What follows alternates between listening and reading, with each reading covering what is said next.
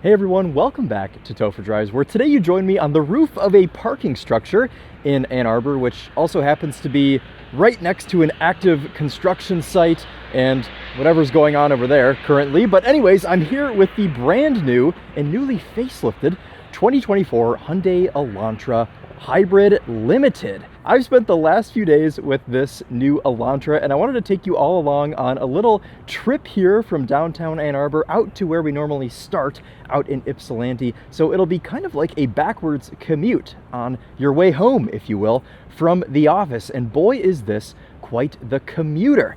The Hybrid Elantra gets a 1.6-liter naturally aspirated 4-cylinder engine, of course, with an electric motor. Combined power output is 139 horsepower and 195 pound-feet of torque. It's front-wheel drive, and it has a 6-speed dual-clutch automatic transmission. So pretty normal Hyundai stuff going on here with this Elantra. But the best part about this, and even on the limited model with the slightly larger 17-inch wheels, this thing is rated for 50 miles to the gallon combined, meaning it's extremely efficient. And even me with my lead foot has been getting 46 MPG this week. So things seem to be pretty accurate as far as the EPA and Hyundai figures go.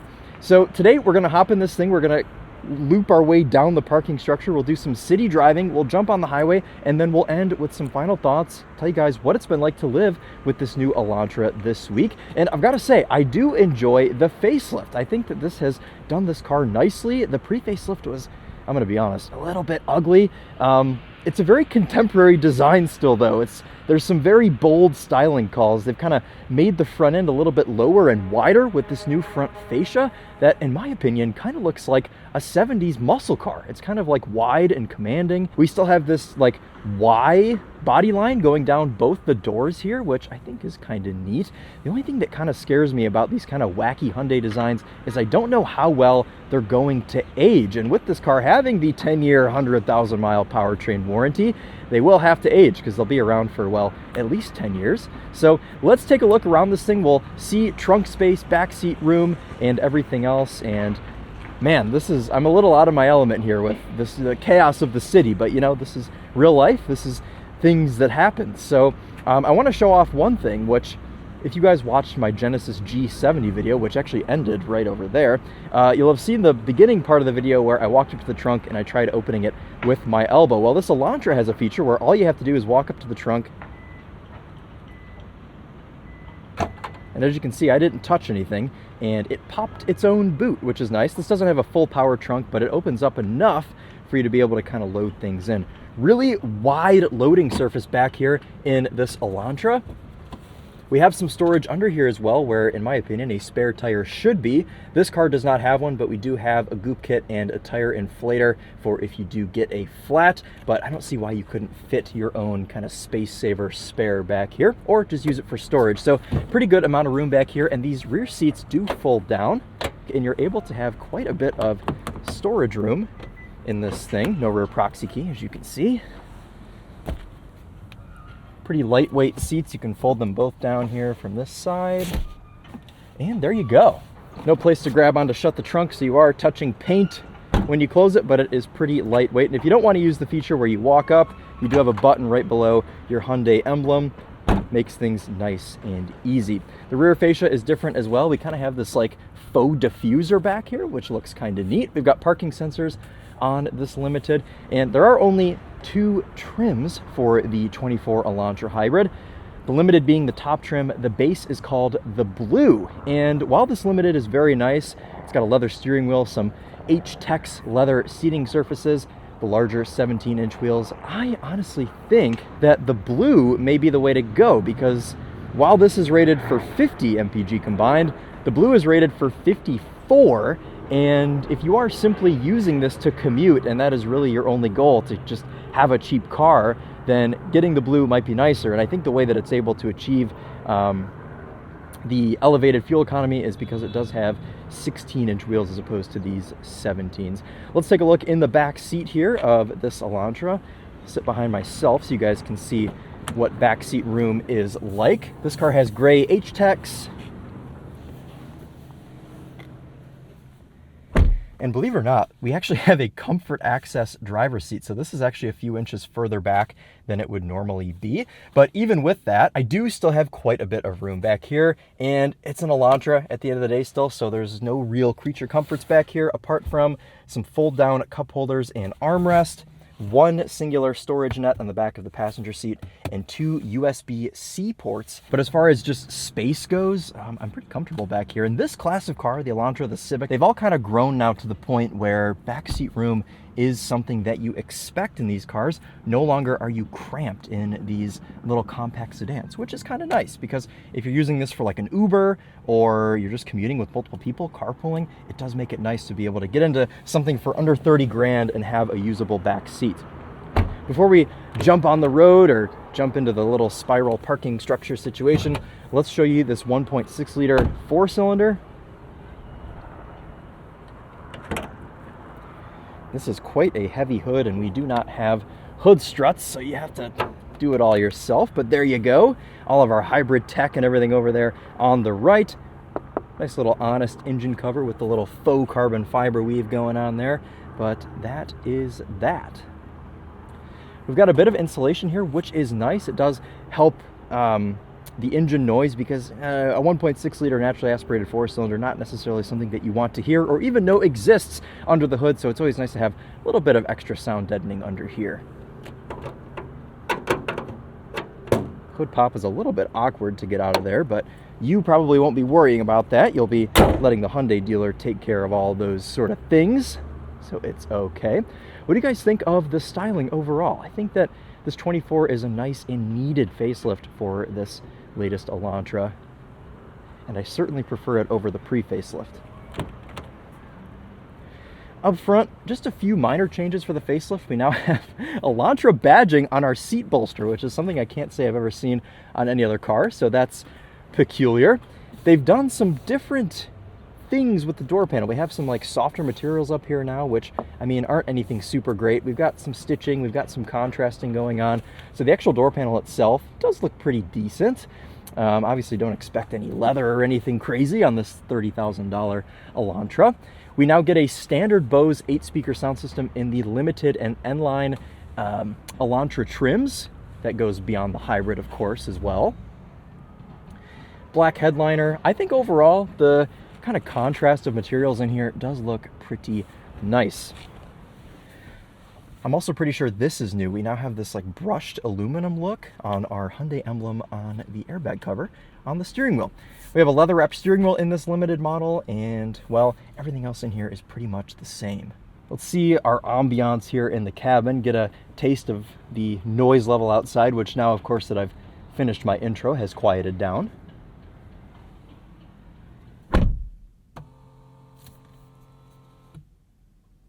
It's pretty quiet in here, you know. I think that they have certainly upped the ante with some of the sound deadening and sound insulation. And you guys saw that comfort access driver's seat as well here in an Elantra. We've got 2 memory seat settings in here. Okay, it's a little toasty, so let's fire it up.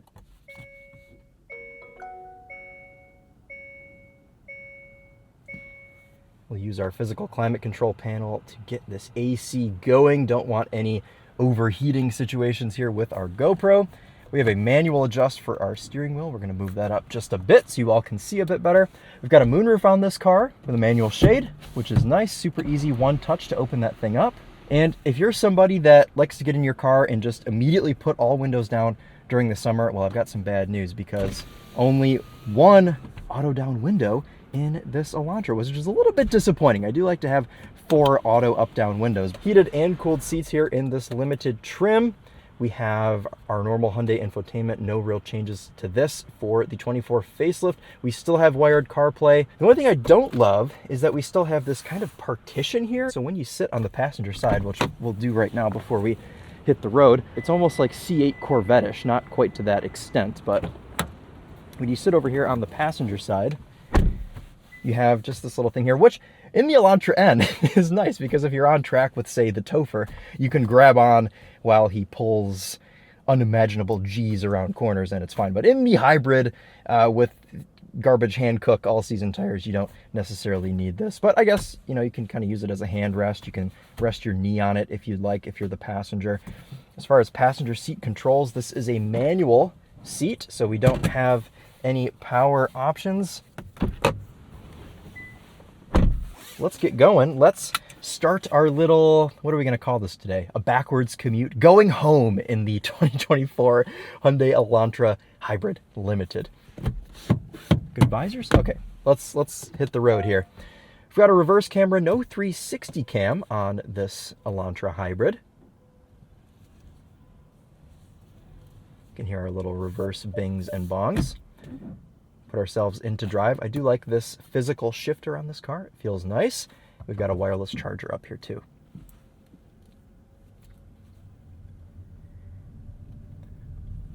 Now, this is going to sound funny, but whenever I have a car like this that's rated for some ungodly MPG figure, like 50 MPG combined in this thing, I always kind of play this game during the week while I have it to see how efficient I can be. And I do my best to kind of hypermile these cars around.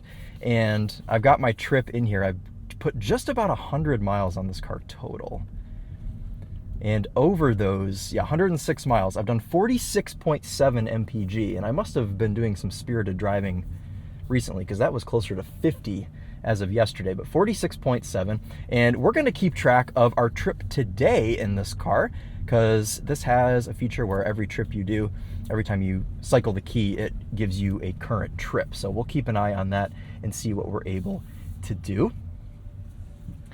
I just love it because I'm like such a driving enthusiast, and I was just talking to Tedward about this yesterday, how we get in something like, for example, the Genesis G70 that I had last week, and I'm going out and I'm flogging it everywhere. I'm kicking the tail out. I'm getting the most out of that 3.3 liter twin turbo V6. But then literally the following week, I get an Elantra Hybrid, I get in this, and I'm seeing how far I can go taking off from the light and stay in EV mode. And there's people behind me that are probably quite irritated, but it's always fun. You got to enjoy all cars. You got to find some sense of fun. And to me, cars like this, the Civic Hybrid, even things like the Civic Si that have that eco side to them, it's fun to try and hypermile. So we'll see what kind of MPGs we can pull. Currently, we haven't come out of EV mode, so it's 999 MPG over the last 0.2 miles. As we heard at the top of the parking structure, sound insulation is pretty good, and this has ultralight steering. As you can see, I'm just kind of fingertip moving this around the corners here. It's a pretty placeable car with that low front end, though. With this thing being aerodynamic, it is, well, it's impossible to see the front of the hood, but this car is a small enough size to where I don't really think it matters, to be honest. You guys can hear that external noise that this thing makes under, I want to say 20 miles per hour, when it's in EV mode, of course.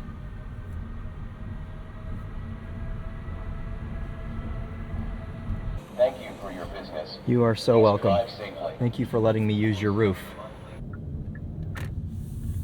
And that gas engine kicking in for the first time. Super smooth transition. You don't really have any sort of jolt or anything when that 1.6 liter comes to life. And equally smooth when it turns off too, and just get that little phew as you come to a stop. We did use quite a bit of our battery range there going down the parking structure, so the 1.6 is going to have to recharge the battery a bit. We have a gauge here on the right side of our cluster. You can see how much juice you have. We've got just under half currently. And oh my gosh, it's such a nice day here in the city. Let's do a little bit of driving with the windows down.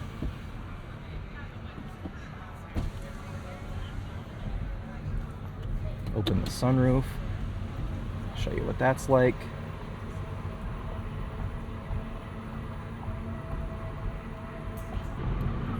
At cruising speeds, it is nice. You do get the sense sometimes that this 6-speed is kind of holding gears longer than it should. You can bump yourself over into S mode. That defaults you into the sport drive mode as well. We've got sport, smart, and eco. I've just been driving around in eco this week. It's the most visually appealing gauge cluster design and just the drive mode that makes the most sense. We'll let the R34 Skyline go, and then we will go.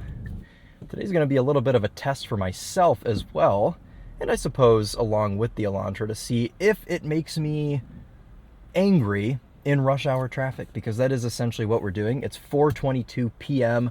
Classes are getting out, people are leaving their offices, and this is just about as simulated as you can get for a commute, I would say. So leaving the city here, there's people everywhere. There's Subarus going in every which way direction. This interior is set up very nicely for casual driving. You can kind of rest your arm, your elbow here on the console, which is a very squishy rubber material. You can rest your hand on this almost pistol grip shifter, and the steering wheel is made in such a way where you kind of have this little section here where you can rest your hand.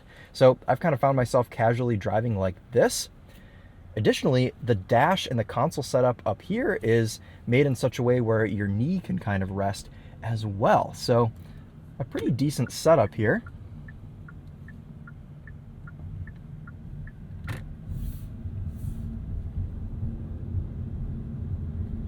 That gas engine cuts in about after 20% throttle. So I found you can usually get it to stay in EV mode up until, I don't know, 15, 20 miles per hour. Pretty lazy shifts from this 6-speed automatic, but I'll tell you what, you don't always consider hybrids that have just a traditional automatic or a dual clutch or whatever. You kind of always think of them as having CVTs or direct drives or IVTs as Hyundai calls them, but this is calibrated pretty nicely to this hybrid system, and everything just really works in conjunction nicely. 6 gears, I think, is enough. Everybody's got like 10 gears now. Why do you need more than 6? I don't really know. That is a Mobility Ventures MV1, car that I reviewed on the TheTopher channel, if you guys remember that. The ride quality is still really nice here in this car. You know, the Limited, we do have 17-inch wheels, but a pretty good amount of sidewall still. And man, I bet that blue trim of this car with the 16s rides exceptionally well. Very smooth transition up to speed. You really can't feel the shifts. And on this very narrow road, you guys know that we usually end on this road. We're beginning on it today. This car feels like a nice size. Even over here being against the curb, it's pretty good. There is some road intrusion, but at the end of the day, like I said earlier, it's an Elantra. You can't expect this to be a BMW 3 Series or something, or a car that's just going to be silent over all these bumps. Daily driving this Elantra this week has been pretty nice, and my only real complaint is that the auto up-down window situation is a little bit irritating. But otherwise, it does everything I want it to do for a $30,000 car. There's nothing really offensive. There's nothing else that I'm longing for in this car. And I think it does a great job of just being an car. If you are somebody that doesn't need a Kona or a Santa, the Tucson, or even a Venue or something, if you just simply want an car, the Elantra has always just done a really good job of that. And this latest generation is just nice, all the way from the base car to the hybrid to the Elantra N, which is one of my favorite cars on sale today. I just think that they've done a really nice job in making this car feel somewhat upscale, making it not feel like a sub $30,000 car, having nice things in here like heated, cooled seats here in the Limited, having just straightforward, easy to use controls, nice materials. I mean, as far as the driver's seat goes, it's not the most supportive thing in the world, but it does have lumbar. But you've got enough adjustment on the seat, you can usually get it in just about the right spot. The H-Tex is perforated, it's soft, it feels nice to sit on. We're gonna see how long we can stay in EV mode right now. I do apologize to the Chrysler Crossfire behind me. 21, 23, ooh, 25? Look at that, we stayed in EV mode that whole time up to the next light. Let's check in on our, okay, 44.1 MPG is what we've done so far. We've only done 3 miles though. I've had the camera on for a half an hour. We've done 3 miles. All right, here we go. Let's see what she's got. Into second gear on that 6-speed, still in EV mode. Oh, we're gonna have to give it a little more, 23 miles per hour there. And back down into EV for our deceleration. Now, this is a very hefty section of traffic, especially right now during rush hour. So this will be the test here. I'm not going to make you guys suffer through all of this. But once I get through this traffic, we'll give you a little synopsis and update of how this thing is in stop and go. They've said no to rush hour traffic. They said, we'll go back to the office, try again tomorrow. I suppose one of the most irritating things of the modern commute and bumper-to-bumper traffic like this is parking sensor interference, as we just saw there. I will say, the best thing about a hybrid is you can do this sort of thing and not idle your engine at all. I mean, I've been in this traffic now for like 10 minutes and the engine has not started. And stop. 50 more feet. Oh, yep. What would you guys think if I bought a Lincoln Town Car? Just curious. Let's get this Elantra Hybrid up over 30 miles per hour for the first time in this video. And we'll see what it's like once you escape the concrete jungle, get onto the open road. What's it like at speed? And we'll do that now here, entering the highway. More traffic. Yep. There we go. 50, 55. It's happening. 60. Oh yeah. Proper highway stuff. All right, we'll give you guys a second to observe highway NVH.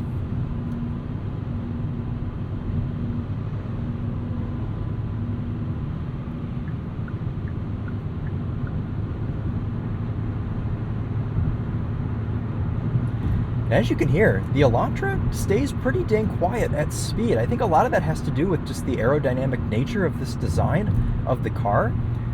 And comfort-wise, pretty good too. I think the prime competitor to this car currently is the Honda Civic, and we don't actually have a Civic Hybrid yet. In fact, it's coming later this year, and I'll be driving it in Canada in a couple of months. You'll see that on the TOPher channel. But this car, I would say, in ways exceeds the Civic. As far as like ease of driving goes, maneuverability, I think I prefer just kind of driving this over the Civic, but I still think the Civic edges this out just barely in interior quality. Overall, just some of the materials that they use in the Civic.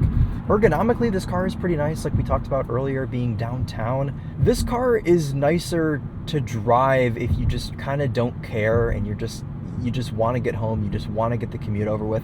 The Civic is more fun to drive. It's a little bit more engaging, and it's nice, you know, that the cars are not so similar that it's impossible to make a decision. But if you're somebody that does still have a little bit of interest in cars, I think the Civic may kind of tailor to you a little bit better. But the Elantra is still a very, very nice choice, and definitely don't disregard the Elantra if you are cross-shopping between this and the Honda Civic. Let's go for a full pass. Let's take a look at our passing power here.